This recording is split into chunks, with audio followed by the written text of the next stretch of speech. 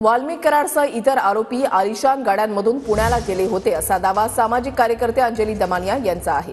3 आलिशान गाड्यांचे CCTV footage समोर आले। 30 डिसेंबरला सोलापूर धुळे मार्गावरून आरोपी पुण्याला गेल्याची चर्चा आहे।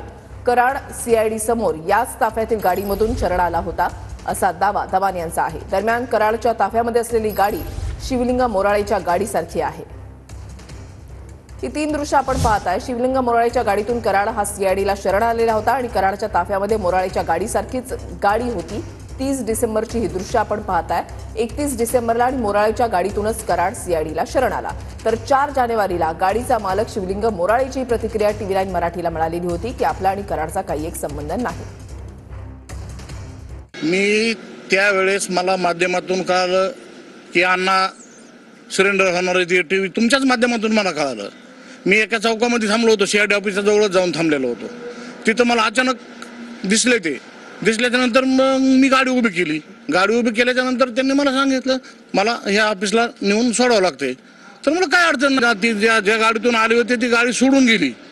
त्यातून 2 जण उतरले, माझ्या गाडीत बसले। मी तिथून त्यांना ते सीआयडी ऑफिसला नेऊन सोडलं आणि मी माझा बाहेर निघून आलो।